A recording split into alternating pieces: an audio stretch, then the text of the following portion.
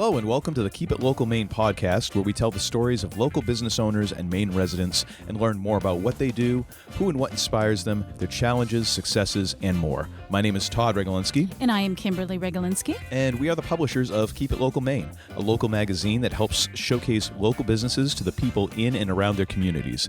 Thank you for tuning in to our weekly podcast that you can subscribe to on Podbean, Apple Podcasts, and Spotify. You can learn more about us at keepitlocalmaine.com and follow us on Facebook, Twitter, and Instagram through the links in the show notes. This episode is sponsored by Fabian Oil, a family-owned and operated business that offers heating oil and propane delivery, services, and repairs. Fabian has been serving central and northern Maine with propane and oil for over 30 years. As a local Maine business, they cherish the relationships they have formed by serving the people of their communities.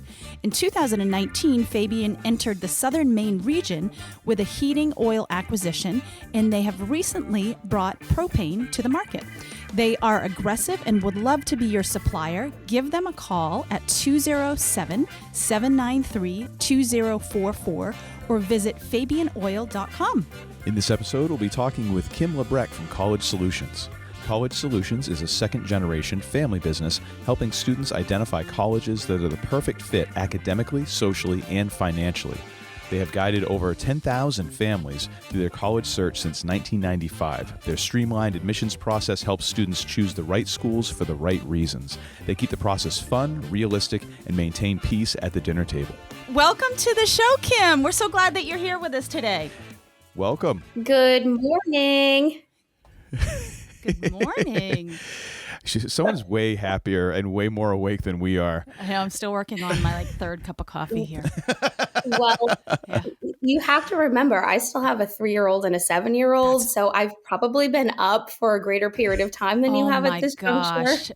Oh, absolutely. Now I'm regretting having it this early. Yes. I'm so excited to have you on the show today because I've already planned ahead so that when my daughter gets ready to go to college, like we've already, we're coming to you. So can you tell us and educate people that are listening, how does College Solutions help students and families? Tell us kind of how you do that and what you do.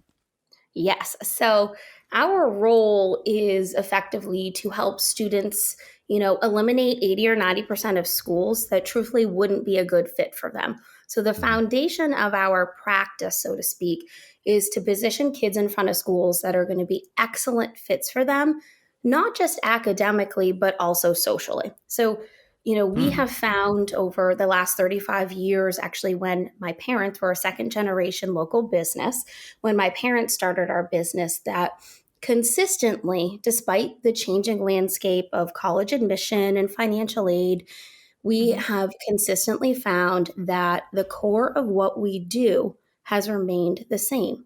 And it's for the very reason that when people are happy, they stay in their settings. It's effectively human nature.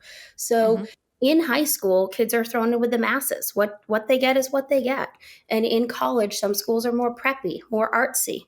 Someone may fall neatly into that category, your own little girl. The apple does not fall far from the tree, Todd. But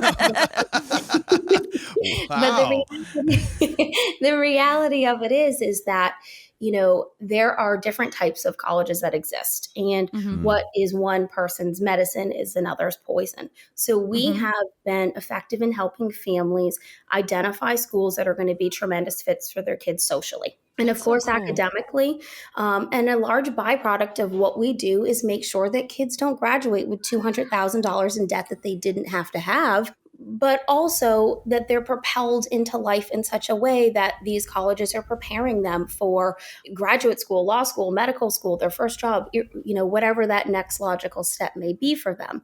So our goal of our practice is to offer a really streamlined, efficient segue into college admission and making sure that we're taking that sea of colleges, so to speak, that exist and narrowing it down to the student's pond size, allowing them to become much more efficient and spending time to focus on schools that are truly a great fit for them in an umbrella, venue. And the hard part is that, the tools that are readily available to anybody are, the first thing they ask is, what do you want to major in? Well, 70% of students change their major. So identifying schools solely on the basis of a major is truthfully not very strategic. So our goal is, we start with a student interview, which is way more painful, incidentally, for the parents than it is for the students because we don't let them talk. Oh, that's a good idea, actually. It's very hard. When we start this process, you will see a puddle underneath Kim's seat, Todd. But the reality of it is that it's super important that kids connect with me. And it's really important that they view me as their ally and their asset. And, how we help families is we are really good at positioning kids in schools where they're going to have the best 4 years of their life so far, and that they're not graduating with a mountain of unnecessary debt. And, awesome. It all starts with, a structured program. And that interview really kicks things off. Yeah, that's awesome. So I want to touch base on just something you talked about. I love this part of your story and the fact that you guys are a family-run business. Can you tell us how that started and just give us a little background on that? Because I really love that part. It's such an actually cool story that I don't get the chance to tell frequently. But so my parents, Brenda and Jeff Morrison, started College Solutions in 1995 on Congress Street in Portland. And, the concept of our business, as I had mentioned, the landscape has always remained the same in terms of helping kids identify settings where they're going to thrive academically and socially. But just last night when I was sharing with my mom, Brenda, who Kim, one of the things that I had asked her was about, what is, the history of College Solutions? And obviously it's something that I know, but it's always interesting because every time I ask her that question, I get more information than, you learn something new. So how we got started was, or I guess a segue of how College Solutions, the idea even formed, was my father, who was probably the brightest man that I've ever met. He actually worked for the government as an undercover agent. And in the late end of his career, the government was sued for the financial aid formula. Effectively, people wanted to know why families were funded. So a bell went off and he saw the opportunity, a niche, so to speak, to grow a business. And effectively, he started to dabble in college admission and financial aid. So long story short, about 8 years later, after getting some footwork of his own, my parents started College Solutions. And it was the epitome of an instant success story. And one of the things that my mom had talked about last night is she said, your brother and you spent a lot of time with your grandparents at night during the week because we brought to the table information that everybody was hungry for. There was not an internet with an instant amount of information. And the conundrum now is that the information that's available on the internet as families approach this process is not always accurate or good information. And it's definitely not a one size fits all. But to go back to it, my parents, I think you maybe even had a career in direct mail before, Kim. I feel like we've had that conversation. Yeah. So my parents utilized, direct mail, and they took the plunge and spent back then what was a lot of money on an insert in the Portland Press Herald. And they started holding seminars. And That's from awesome. there, they were getting 350 people a night, 3 or 4 times a week, showing up at these seminars. And my dad would just basically present. So College Solutions was built overnight. And it's seen a lot of navigation over the course of the last, 20 plus years, which has been exciting, especially since I've been around for over a decade of it, doing this as a career. But that's how College Solutions started. That's amazing. Yeah, it's been fun and interesting and hard and all of the things that you expect from a small business. Yeah, absolutely. One question I had was the academic part of it, and I can see a lot of that information being readily available. How do you deal with the social aspect of it? Because you said that you try to find the best social fit for students as well. How do you kind of approach that side of it? Yeah, that's an excellent question because it's truly the core of what we do. So when we look at colleges, a school that is a good fit for one student is really not a good fit for another student. And Mm-hmm. in part, the transfer rate is up over 40%. And it also dependent on where you are in the country, too. But the national average is close to 40% of students transfer, which is really alarming. Wow. And kids tend to transfer, Todd, because they're finding schools for the wrong reasons. They're, choosing schools on the basis of major, which, as I had shared earlier, over 70% of students change their major. I often say, I'm almost 35. I don't know what I want to do for the rest of my life. I don't expect these kids to have it all figured out at 16 or 17. But the reality of it is that when you're choosing schools on the basis of location, major, or size, these are not tools that are utilized to identify a school based on fit. So, to answer your question, during that student interview, we talk about geography, we talk about setting, we talk about size of the school, we talk about things that you would expect to be relevant, communication during these interviews, but we also talk about things like preppy, artsy, sporty, techy, diverse. We talk about learning environments. Again, not one size fits all. Most kids do better in a smaller classroom where they have more attention as opposed to less.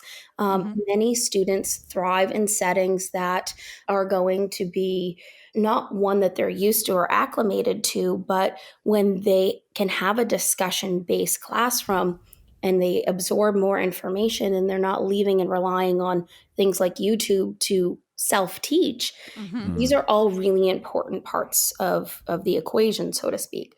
So the student interview takes about 30 minutes, and it is the very first piece of what we do. So I build a list of schools on a really, inclusive, qualitative interview. And at the end, it's a great opportunity for me to ask parents, what didn't I ask them? What didn't they tell me? Contribute your perspective. So we take that qualitative, marry it with things like a transcript, PSATs, which SATs, that's like a whole other show. A lot of kids don't test well. Some kids test very well. There's usually not a whole heck of a lot of in between. But the reality of it is that our expertise and us getting out and seeing colleges and knowing what settings kids are going to be happy is why people hire us. But it's truly just the first step because, I can share the timeline of what we do, which is fairly quick, but it really shows the evolution because that list that we provide, students then go on and do what's called a school list discovery. And from there, we have their next meeting. And at the next meeting, they tell me which schools they loved, which schools they didn't like, and why. And from there, we begin the kickoff to the process and the evolution that we expect to see out of the school list program is one that when we position kids closer to the dartboard and we position them in front of schools that they are bound to like, that's how we drive our transfer rate down to under 1%, because we expect the evolution to occur in the school list. But when you get kids in front of schools that are settings that they're going to thrive, the rest becomes very easy. That's great. Yeah. So one of the things I kind of wanted to ask now is, so the next step is, of course, we're kind of heading towards, hurtling at this point, now that we've gotten past the holidays and everything, we're hurtling towards the end of the school year, and it's going to be starting to think of next year and beyond. What are some of the things that high school sophomores and juniors can kind of start doing now to help prepare for college or the process of thinking about college? Yeah, that's an excellent question.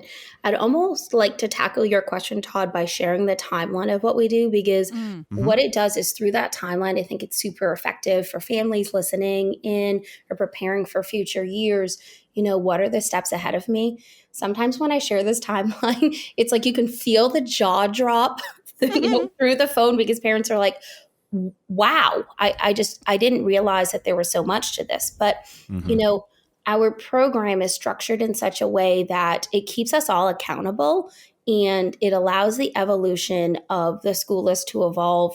And often there are certain trigger points in the process that I think are really key to finding the right school. And, our goal is to help kids find the right schools for the right reasons. And often these steps they're not taken, which I really am a firm believer that that's why our transfer rate is so high. If we give kids the chance to identify the schools that are going to be great fits for them and not give them a list that fails them at the end, then everybody would be in much better shape, doing this even on their own. So I can give you the shotgun approach to the timeline. Would you like me to do that? Yes, please do that, because I think that would be really good for people to hear, and so that they can kind of start preparing now. Exactly. So, we like people to start in their sophomore year because what it does is it gives us a chance to walk into the process, Kim. So that way it's easier on the student. There's less angst surrounding things. People know what's ahead of them. So often a question we have is, when's the ideal time to start? I would say at some juncture in the sophomore year, but back end of the sophomore year. So for instance, where we are right now in the sophomore year, perfect time to start. Essentially, we get started with that student interview that I had shared earlier, the one where I tease where parents aren't allowed to talk during it, which is super hard as a parent, but it's really important because we don't want kids to look to their mom and dad for all of their answers. We want them to, connect with me, give their gut reaction to their questions. So we start with a student interview. And from there, I marry their transcript and their PSATs, which, only paint one part of the picture. And I produce a list of schools that's going to give them everything that they want, but more importantly, everything that they need. And, we talk about a lot of varied things from cost of attendance. Not all schools are great with funding. Some schools are excellent with funding. And the hard part is, as families tackle this process on their own, they often have what's called tuition shock, sticker shock. Some schools look like they cost $70,000 a year, but we take those schools and for many families turn them into costing, half of that or less. So one school will admit one student for one reason, and that same school will not admit another school for another reason. So our expertise in the process is knowing the nuances and the politics, so to speak, of admission. So when we craft a list of schools, it's based on everything we talked about in that interview, but also the wherewithal that we have from having 35 years experience in the business. So kids get that list of schools and they start something called a school list discovery. We, online, I always joke and say, even I look pretty online. It's all photoshopped and fun. And, there's no bags under my eyes on that picture because they've been, taken out. But the reality of it is that online research can only get you so far. It's a critical first step, a first read, so to speak, but getting kids on campus is undoubtedly the biggest piece to refining a list of colleges. So part 2 of that timeline is after kids conduct their online research and we have a meeting and, the list, faces instant negotiation where we're eliminating some that they didn't like and learning why, keeping others, making additions. We then get them out to see colleges. So there's a lot of hand-holding in the program, and effectively we work to get kids out. So, over the summer, that list will be refined down and additions and subtractions by way of school selection. And then once we move into junior year, we plan to get kids out to see colleges for the first time, which is super exciting. Typically over the fall, getting their feet wet with some isolated visits. They'll take PSATs for a second time traditionally in the fall. And then once we hit December of their junior year, what happens is the ball drops and the marathon begins. So it's kind of walking steps back end of sophomore year, summer, and then, it really gains stamina into the fall of junior year. And once we hit December, they have meetings basically every month. So it's kind of a wild ride over the next year. A quick approach to the timeline is in December, we are evaluating their in-person visits. Kids come back and they're like, I loved this school because, I didn't like this school because, I've heard everything from, I didn't like the mascot. There was a road going through the campus and I didn't like it. So these are, intangible things that you just can't see on campus. Right. The Yeah. mood of the student. And that basic question when kids see schools while they're in session, key thing here for listeners: don't visit schools in the summer, don't visit them on the weekends. You want to Smart. see that school in full bloom. You want to Mhm. be able to look at the student body and have your child say, I'll like them and they'll like me, which Mhm. seems like something my 7-year-old would say. But the reality of it is that our high school kids are doing the same thing. When kids are happy and they fit in, it's a setting that they're going to stay in. Yeah, that's great. So once we hit December, things, really start to gain significant stamina. Their feedback from their in-person visits, their PSATs are back, which is a tool that we'll sometimes utilize to plan for SATs. So we will give them additions and really start to curate their list of the looming big visits ahead of them in December. In January, we're sitting down and we're planning out all of their SAT test prep, when they should be testing. And we like kids to be diligent about taking the SAT or ACT a couple of times, irrespective of whether they test well or not. It's important to just go through the process. And, some students will have a more aggressive approach if they are looking at IVs or schools that require SATs. And other kids, we take an approach that is kind of underwhelming to test prep, because the likelihood is that they're not going to submit SATs because they might not be strong enough and their schools don't require them. Right. So these are really individual. And I'm a huge believer in grades are far more important than any SAT will ever be. And so are the colleges, for that matter. So many schools no longer require them. That's So awesome. in January, we do a lot of planning, and we'll plan for February vacation visits, and we will plan for test prep and testing times, which are typically in March and April of the junior year. So to, look forward to that. The back end of the junior year is the busiest time of the process.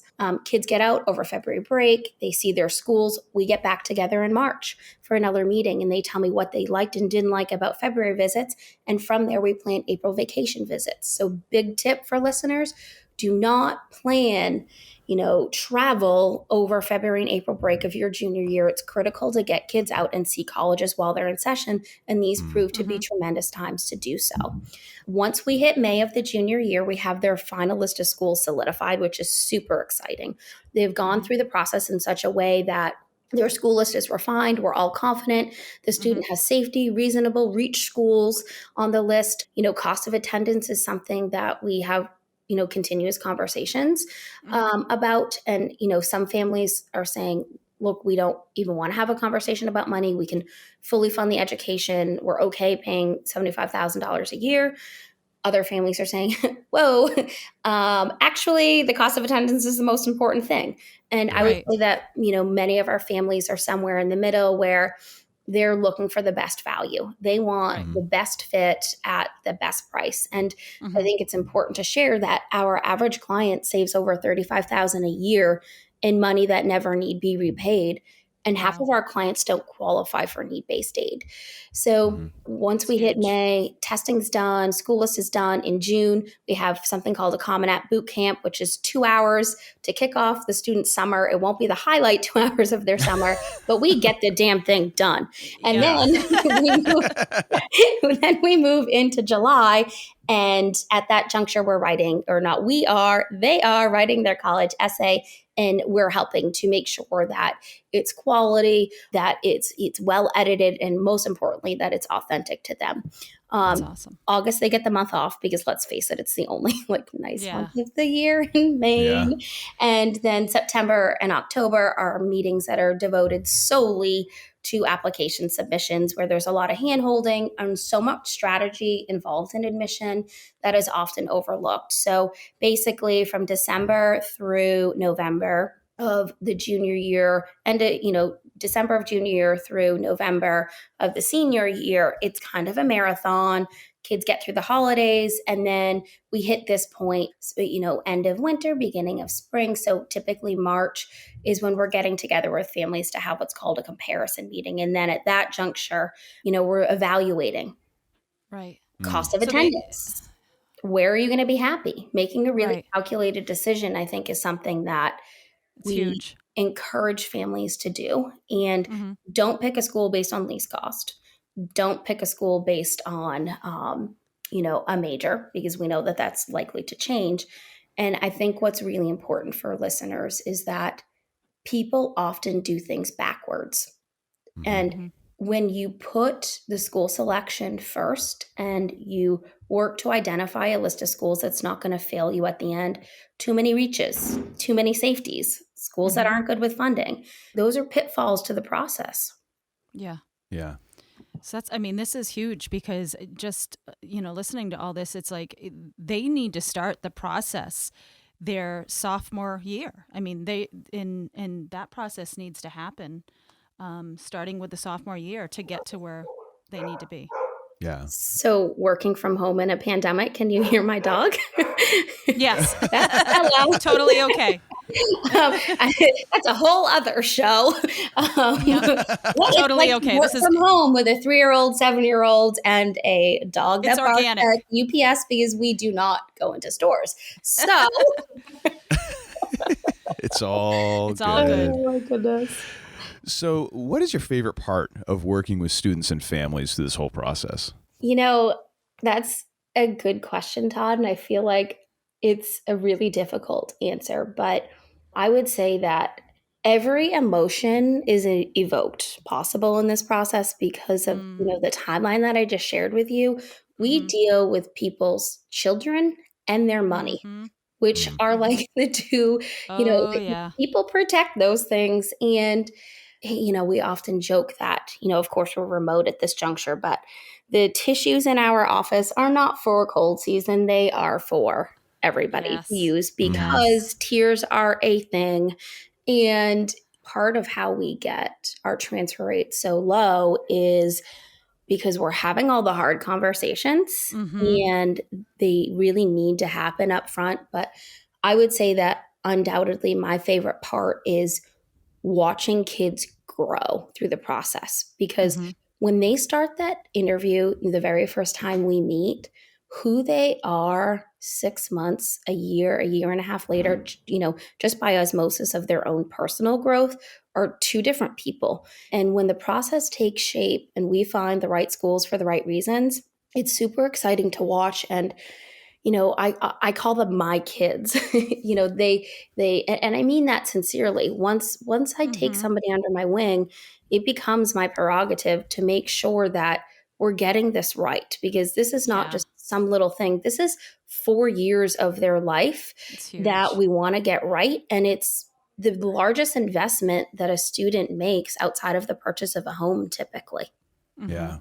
Yeah. And that's why I'm in retrospect, I feel like I had a pretty good college experience, but I'm kind of feeling like if I'd had something like this, how much different it could have been. Right. Just because you're paying for your experience and the idea that when we make these big purchases, when you're talking about a house purchase, how many times do most people really buy a house? Right. Maybe once or twice, maybe 3 times in your life.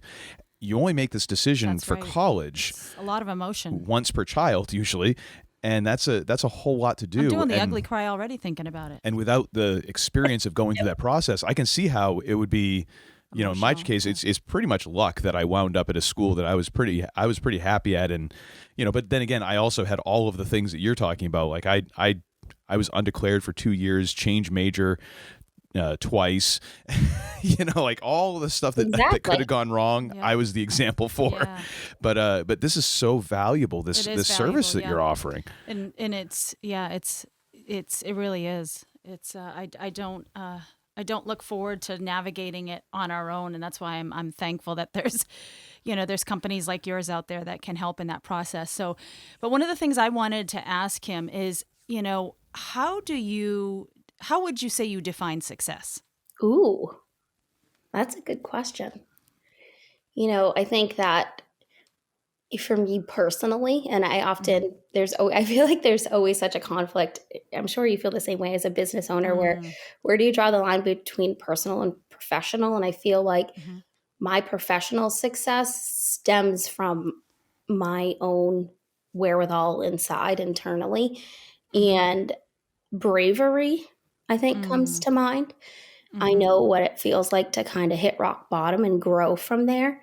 And I think that anybody that is successful Yeah. has learned from, their mistakes, has learned from obstacles that they had nothing to do with, that they had to overcome.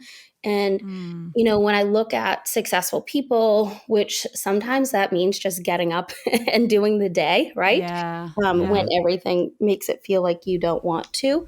But I think Mm-hmm. that for me, success is something that is probably, I find, to be the most brave thing that you can do, because it means that you're coming out of your comfort zone, and it means that you're pushing yourself, and it means that you're putting yourself out there and making yourself incredibly vulnerable, which I feel like defeat is one of our greatest lessons that we can have in life. And, I watch those who are successful around me, and it Mm-hmm. really inspires me to keep going. And, no matter what path life takes you, or with business and the Mm-hmm. growth that we have, I find that people who are brave are those who tend to be successful, because they're willing to take that next step, to put Yes. themselves out there, and to get up Yep. every time they're knocked down. Yes. That's awesome. Yeah, and speaking of inspiration, who or what inspires you, either professionally or personally? I think that my sources of inspiration, definitely personally, my mom, just because I love your mom. she is a ticket, that woman. But, she's incredibly resilient. I often will share the story that my dad, who started our business, he passed away 6 years ago. And, I was very fortunate to be in the process of taking over our family business for years before. He had terminal cancer, and it was quick, thankfully for him. But my mom actually was diagnosed with breast cancer while my dad was in a 7-month period of his terminal illness. And, I had taken over our business. So it was a year of turmoil. So, when I say that I know what it feels like to hit rock bottom, for us, that felt like rock bottom.